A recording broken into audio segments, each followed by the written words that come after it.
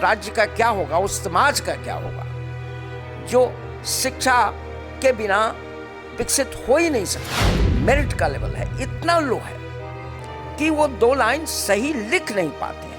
अगर ऐसा नहीं है तो आंदोलन करना चाहिए। लोग बोलते नहीं है क्योंकि परीक्षा कोलैप्स कर गई, उसमें शुद्धता नहीं रही, बड़े पैमाने पर कदाचार होते और बड़े बड़े लोगों ने इसका दुरुपयोग किया, जो कि उस समय लोकल लेवल कम्युनिटी के लीडर्स थे।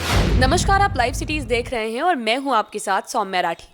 बिहार में शिक्षा व्यवस्था पर आए दिन सवाल उठते रहते हैं। सरकारी स्कूलों में सक्षम टीचर्स नहीं है, ये आरोप भी लगातार लगाए जाते हैं। लेकिन हम एक तरफ बिहार में ये तस्वीरें भी देखते हैं कि कुछ लोग सड़क पर लगातार धरना प्रदर्शन कर रहे होते हैं, शिक्षक अपने पद के लिए लड़ाई कर रहे होते हैं। तो आज के एपिसोड में हम ये समझने वाले हैं कि अगर बिहार में इतने समर्थ लोग हैं, इतने सक्षम लोग हैं जो बिहार के भविष्य को एक बेहतर तरीके से गाइड कर सकते हैं, तो वो लोग सड़क पर क्यों हैं? और जो लोग स्कूल में टीचर का किरदार निभा रहे हैं, क्या वो लोग वाकई उसके लायक हैं या फिर नहीं? और इसके बीच का ये जो गैप है उसे भी बेहतर तरीके से समझेंगे। और ये सारी चीजें समझाने के लिए इस वक्त मेरे साथ बैठे हैं प्रोफेसर नवल किशोर चौधरी, जो कि पटना कॉलेज के प्रिंसिपल रहे, साथ ही साथ पटना यूनिवर्सिटी में इकोनॉमिक्स डिपार्टमेंट के HOD भी थे और इसके अलावा सोशल साइंसेस के डीन भी रहे। सबसे पहले प्रोफेसर साहब, बहुत बहुत स्वागत करते हैं हम लाइव सीरीज पे आपका। धन्यवाद।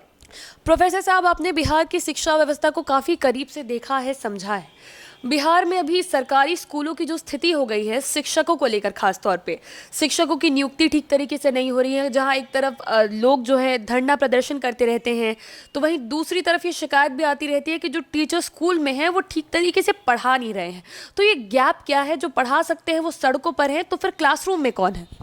देखिए, 3 स्तर पर कमियां हैं। पहला स्तर है नियुक्ति का स्तर।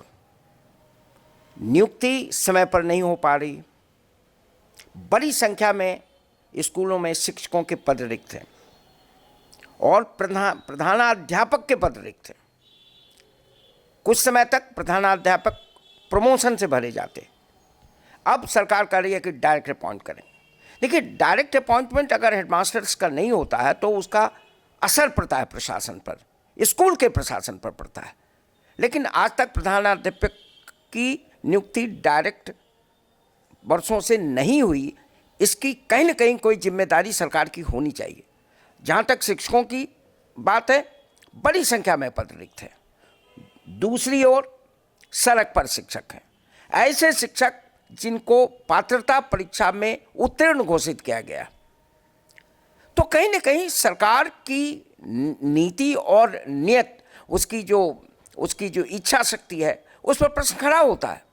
और अगर स्कूली शिक्षा ऐसी हो जाए कि शिक्षक ना हो, तो आप कल्पना कर सकते हैं कि उस शिक्षा का, उस राज्य का क्या होगा, उस समाज का क्या होगा जो शिक्षा के बिना विकसित हो ही नहीं सकता। तो ये तो नियुक्ति के स्तर पर हुई। दूसरी बात है कि जिन शिक्षकों की नियुक्ति हुई है पास्ट में, खास करके 10-15 साल पहले, उनके मेरिट पर सवाल उठ रहा है।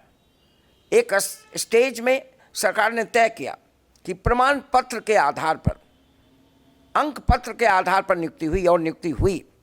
उस समय late limited Madan Mohan Jha ji education secretary थे, मुख्यमंत्री के करीबी थे, और यह निर्णय हुआ और बड़े पैमाने पर इसमें भ्रष्टाचार भी हुआ।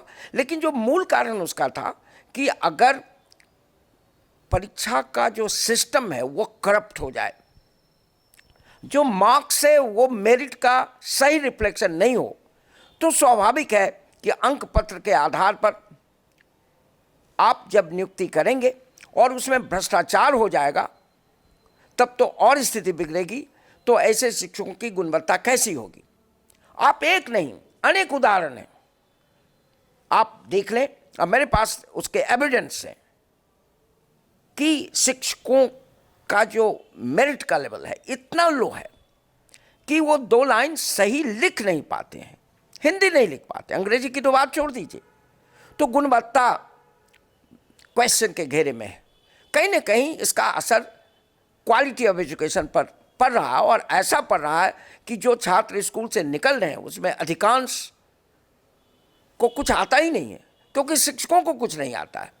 और तीसरा स्तर है वर्क कल्चर। अगर शिक्षक हैं भी, मेरिट कम भी है, तो उनको स्कूल जाना चाहिए, लेकिन कहीं न कहीं उसमें भी कमी देखी जा रही है। और मैं शिक्षक होते हुए भी इस शिक्षकों के पक्ष में खड़ा होता हुआ रहा हूँ, यह प्रश्न उठाना चाहता हूँ। तो कहीं न कहीं वर्क इथिक्स पर भी सवाल उठता है। यहाँ जहाँ सरकार को और प्रशासन को सख्ती दिखाना चाहिए, वहीं दूसरी ओर समाज को सामने आना चाहिए, समाज को सामने आना चाहिए। और समाज के साथ साथ उस टीचर्स ऑर्गेनाइजेशंस जिसको मैं सपोर्ट करता रहा हूँ, आज भी करता हूँ, उनको सामने आना चाहिए। उनको कहना चाहिए कि शिक्षकों की जिम्मेदारी है समाज के प्रति। अगर उनकी नियुक्ति हुई है, भले उनका मेरिट क्वेश्चन में है, लेकिन कम से कम वो सही समय पर जाएं, वर्ग लें, वर्ग खाली नहीं रहे। तो एक तरफ तो शिक्षकों का इथिक्स का सवाल जरूर है कि उनको जाना चाहिए, दूसरी तरफ शिक्षक संघों को पहल करनी चाहिए, जो पहल मैं नहीं देख रहा हूं और यह दुख का विषय है। तो तीसरी ओर जो सबसे इसका इंस्ट्रूमेंट हो सकता है चेंज का, समाज को आना चाहिए। अगर किसी कम्युनिटी का स्कूल फंक्शन नहीं कर रहा, शिक्षक नहीं जा रहे हैं, तो उनके सामने आना चाहिए, दबाव डालना चाहिए डेमोक्रेटिक ढंग से। हंगामा करने की बात मैं नहीं करता, लेकिन ये गांधी का देश है, क्यों नहीं दबाव बना सकती है जनता? और ये जवाब, और अगर ऐसा नहीं है तो आंदोलन करना चाहिए। तो तीनों स्तर पर कमी है, नियुक्ति नहीं हो रही, बड़ी संख्या में पद रिक्त हैं, जबकि सड़क पर शिक्षक हैं और उनमें मेरिट भी है, लेकिन नियुक्ति नहीं हुई। अगर नियुक्ति होती है तो उसकी संख्या कम है, मेरिट कम है, वर्क कल्चर संदेह के घेरे में ही नहीं है, वर्क कल्चर में बहुत कमी आई है, और समाज चुप है, और समाज के बुद्धिजीवी चुप है, लोग बोलते नहीं हैं। और इसका सबसे बुरा असर उन वर्गों के छात्रों और छात्राओं पर पड़ रहा है जो मध्यम वर्ग के हैं, आम आदमी हैं, जो प्राइवेट स्कूल्स में अफोर्ड नहीं कर सकते हैं। और जब स्कूली शिक्षा, जो ग्राउंड लेवल का एजुकेशन कोलैप्स करेगा, तो आप कल्पना कर सकते हैं कि ऊपर का जो ढांचा है स्वाभाविक रूप से गिर जाएगा। और आज स्थिति यही है। प्रोफेसर साहब, जैसा कि आप बता रहे हैं अभी कि नियुक्ति अगर होती भी है तो उसमें भी धांधली की जाती है। ये धांधली अक्सर हमारी जनता नहीं समझती है। ये खबरें ज़रूर आती है, लेकिन इनसाइड द सिस्टम क्या चल रहा है, ये धांधली को किस तरीके से अंजाम दिया जाता है? देखिए, जिस समय पंचायतों को ये अधिकार दिया गया था, उस समय बड़े स्तर पर धांधली हुई थी। हालांकि कॉन्सेप्ट ठीक है कि कम्युनिटी ही शिक्षक को नियुक्त करे। दूसरा जो तरीका अपनाया गया था अंक पत्र के आधार पर, तो एक तो अंक पत्र सही मेरिट का रिफ्लेक्शन नहीं है, क्योंकि परीक्षा कोलैप्स कर गई है, उसमें शुद्धता नहीं रही, बड़े पैमाने पर कदाचार होते हैं। आपने देखा था कुछ वर्ष पहले, जब किसी इंटरमीडिएट कॉलेज की लड़की ने पॉलिटिकल साइंस जो टॉप कर गई थी, तो उसको पॉलिटिकल साइंस कह रही थी। जो टॉपर्स थे उसको कुछ नहीं आता था। तो ये क्या है? परीक्षा की शुद्धता नहीं रही। तो अगर परीक्षा शुद्ध तरीके से नहीं होगी, तो जो अंक पत्र हैं उसके मेरिट को रिफ्लेक्ट नहीं करेगा। तो वहाँ, और तीसरा कि अंक पत्रों में भी फर्जी अंक पत्र दिए गए, उसकी जांच की प्रक्रिया शुरू हुई, लेकिन वो पूरी नहीं हो पाई। स्वाभाविक है, एक तो अंक पत्र रिफ्लेक्ट नहीं किया मेरिट को, दूसरा फर्जी अंक पत्र के आधार पर हुआ, तीसरा पैसे लेकर के हुआ। और जितने करप्शन के केसेस हुए स्कूली स्तर पर, और मैं आगे चल के बताऊंगा कि कॉलेज स्तर पर उसकी जांच भी नहीं हुई, और बड़े बड़े लोगों ने इसका दुरुपयोग किया, जो कि उस समय लोकल लेवल कम्युनिटी के लीडर्स थे, और ख़ास करके जो लोकल सेल्फ गवर्नमेंट में जिनको ये अधिकार दिया गया था। तो स्वाभाविक है, जो नियुक्ति का इंस्ट्रूमेंट रिक्रूटमेंट एजेंसी है, इनएफिशिएंट है, करप्ट है, और समय पर नियुक्ति नहीं हो रही है। तो संख्या कम है, मेरिट कम है, वर्क कल्चर कम है, सरकार चुप है, शिक्षक संघ चुप है, समाज चुप है, बुद्धिजीवी चुप है। तो जिस समाज का ये हाल हो कि सब चुप हों, चुप्पी है, तो स्वाभाविक है वो गिरेगा। और इसका एक बड़ा कारण है कि जो सत्ता में है, राजनीतिक सत्ता या प्रशासनिक सत्ता जिनके हाथ में, जिसको कहते हैं शासन और प्रशासन, उनके बच्चे इन स्कूलों में नहीं जाते हैं। जो उच्च वर्गीय लोग हैं उनके बच्चे नहीं जाते। शिक्षक खुद अपने बच्चों को सरकारी स्कूल में नहीं पढ़ाते। स्वाभाविक है कि उनकी सुधि लेने वाला कोई नहीं है।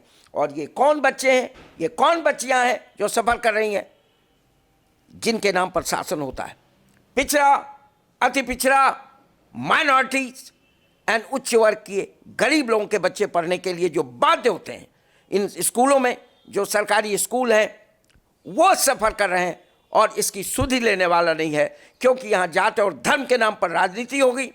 स्वाभाविक है सरकार के सामने ये एजुकेशन एक एजेंडा के रूप में नहीं है। दुख की बात होती है कि आज के मुख्यमंत्री जो पढ़े लिखे हैं, जिनका मैं व्यक्तिगत सम्मान करता हूँ, उनको शिक्षा के बारे में जो प्रायोरिटी होनी चाहिए उन्होंने नहीं दिया है। यह सही बात है कि स्कूलों की संख्या थोड़ी बढ़ी, उसका इंफ्रास्ट्रक्चर में इम्प्रूवमेंट हुआ, लड़कियों का नामांकन बढ़ा, लेकिन जो होना चाहिए वो नहीं हुआ। और यही कारण है कि आप देखते हैं जो भी रिपोर्ट्स आ रही है, असर की रिपोर्ट आ रही है या जितनी रिपोर्ट आ रही है, उसमें मेरिट, क्वालिटी ऑफ एजुकेशन पर गंभीर प्रश्न खड़े हो रहे हैं।